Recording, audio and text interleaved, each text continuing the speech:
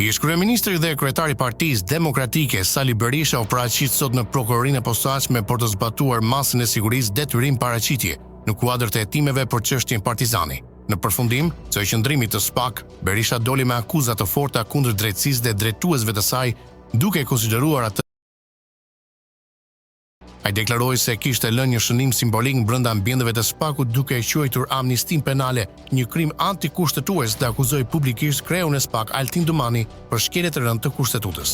Në deklaratën për media, Berisha akuzoi gjithashtu gjyqtaren Irena Gjoka, të cilën e cilësoi si slave të regjimit dhe denoncoi një dënim të mëparshëm të saj nga gjykata e Aninës në Greqi për falsifikim pasaportash. Sipas tij, ky fakt bën të pavlefshëm çdo vendim të dhënë prej saj në sistemin gjyqësor shqiptar. Sali Berisha publikoi një dokument që sipas tij është zyrtar dhe tregon se Gjoka është dënuar me 3 muaj burg dhe 1500 euro gjop në vitin 2005. Ai akuzoi edhe ministrin Nund Simanja për korrupsion dhe përfshirje në skandale me pagesa rishfeti, duke prezantuar se drejtësia është e politizuar dhe në funksion të mazhorancës aktuale.